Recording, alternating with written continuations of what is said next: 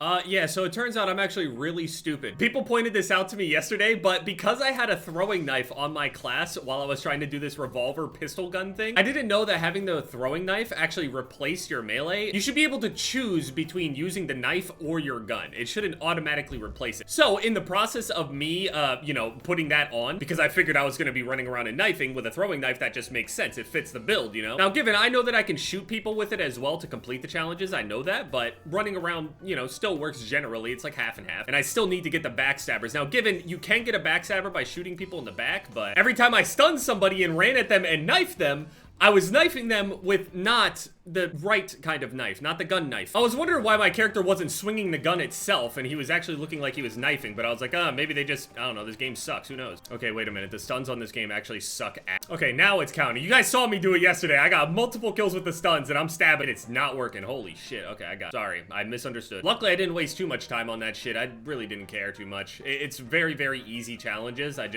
It's the end game, you know what I mean? Speaking of end game, the 4090 just came out, which means all the people over on PC are about to see a giant performance jump, likely. From all of the videos that I've seen of like comparisons and stats and overall performance, it's actually an insanely good card. I thought when we got the 30 series from the 20 series, I thought that jump was insane. That's when I hopped on the thing and started learning about a lot of the stuff. Now, before I did get a 10 series and a 20 series, but the 30 series was when I really looked into it myself. Now with the 40 series out, like for me, I'm not gonna get the 40 series right away, on top of the fact that I probably can't even find one anyway. 6900 XT in right now for, the most frames, because it does outperform the 3090 in most cases, especially in Call of Duty. I get way more frames with full AMD than I do AMD to NVIDIA, and I want to kind of wait to see what AMD has in store, because from what I know, the next iteration of their card seems like it'll have more memory and stuff and might actually be pretty decent for productivity and stuff. Like, it's usually recommended for people like me that are editing videos and stuff like that to use a 3090 instead, but I play more than I edit, so basically I'm just waiting for all of the things to come out and then see what is the best performance, basically. And if all of them are actually great, like on a workbench kind of thing with like rendering speeds and stuff like that, I'm just gonna pick the one that has the most,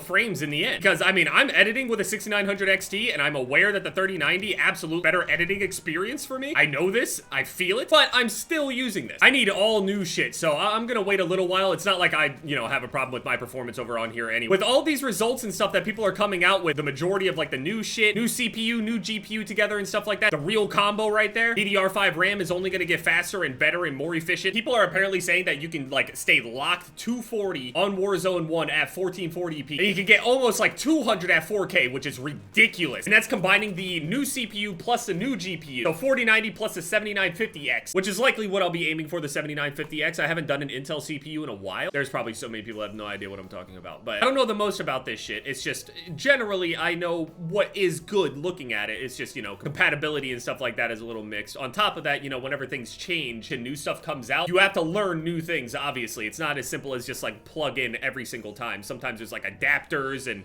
certain motherboards have a problem with this certain thing and shit. Now, over on 1080p, you can get like over 300 plus. In some places, 360 frames, which means you can actually get more value out of 1080p actually using a 360 hertz monitor for Warzone. Now, people got it, in Valorant, people got it, with Fortnite, shit like that, but Call of Duty, probably be a few months before I get something new. If we look over at the performance of Warzone 2, though, or just, looking at the Ground War map, for example, when I was on Ground War, my frames were getting absolutely shit on, and that's in multiplayer. Also, my frames were lower in multiplayer as well for Modern Warfare 2's multiplayer. Now, that might just be early, maybe, the new drivers and stuff like that, help with the performance and stuff, but people are thinking that everybody's gonna be running like 300 FPS on Warzone 2 just because of that. You're testing on Warzone 1. Al Mazrah is also known to be a much bigger map than Caldera. I've stunned myself more than I've stunned other players, I swear.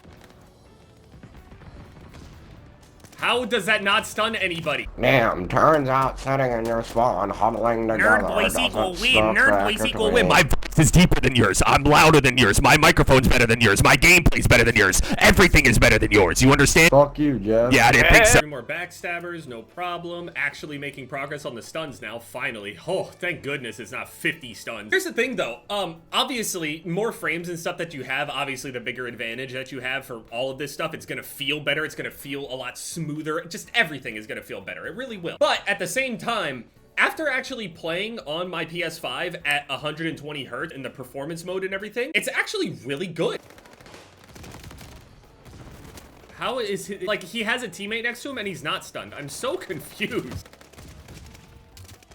How does he hit that? He's stunned. How does he turn? Before, I would really dread going onto console because, you know, swapping over, you can feel the difference, but 120 is substantially better. 60, 120 is a way bigger difference, in my opinion, from like 144 to 240. There's absolutely a difference, and surely consoles eventually should be able to get like 240, especially if we're starting to get, you know, monster cards that are like pushing 500 frames and shit. Console is always gonna have to be on the whole, you know, catch up and everything. It's always meant to be more of an affordable thing. Surprisingly, also, the 4090s aren't nearly as expensive as I remember the 3090s being. 3090s were crazy overpriced. Now, given it's not like the 4090s cheap by any means, but straight up, I thought that shit was gonna cost thousands among thousands. Maybe for resale. All right, teammate walk right past him. I'll just stand here and die, because running towards him is just gonna make it easier. Shit, dude, I mean, Cyberpunk still, I was seeing the benchmarks on Cyberpunk at like 4K with ray tracing and shit. Yeah, if I try to do that with this poor AMD card, turn ray tracing on, oh my. I mean, we're talking less than 30 FPS, completely maxed out, full psycho, ray traced lighting and shadows. I swear, in all the other Call of Duties, I had no problem stunning people. I do not understand why they are the way that they are in this game. They are so fucking bad. Why are the stuns so, stop hiding!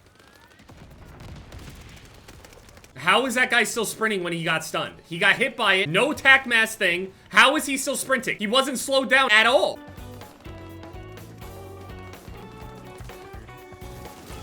How do I stun myself? What the fuck?